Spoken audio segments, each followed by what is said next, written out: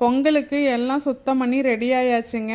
எப்போவுமே அந்த லைனருக்கு நான் சார்ட் பேப்பர் தானுங்க யூஸ் பண்ணுவேன். பிளாஸ்டிக் அவாய்ட் பண்ணலாம் அப்படிங்கிற மாதிரி எனக்கு ஒரு மைண்ட் செட் இருக்கும்.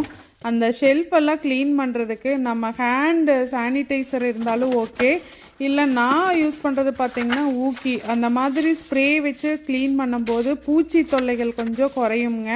அதுக்கப்புறம் இந்த சார்ட் பேப்பரை ரிவர்ஸில் மடக்கும்போது அது நம்மளுக்கு ஃப்ளாட்டாக கிடச்சிரும்.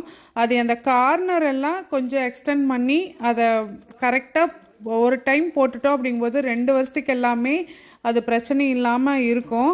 அதுக்கப்புறம் இந்த மாதிரி ப்ரௌன் கவர் கெட்டி கவர் இருந்துச்சுன்னா அதையும் ஒரு ஷீட்டாக விரித்து இந்த மாதிரி ஷெல்ஃபுகளுக்கு யூஸ் பண்ணிக்கலாம். இந்த மாதிரி எண்ணெய் படுற தோசைகள் எல்லாத்துக்கும் கீழே ஒரு பத்திரிக்கை போட்டுட்டோம் அப்படிங்கும்போது நம்மளுக்கு அடிக்கடி அந்த ஷீட்டு மாற்ற வேண்டியது வராதுங்க. அதே மாதிரி அந்த மேலே டாப்புகளுக்கு எல்லாமே பேப்பர் விரித்து விட்டாச்சு. பழைய சார்ட் பேப்பரை ரிவர்ஸ் பண்ணி யூஸ் பண்ணலாங்க.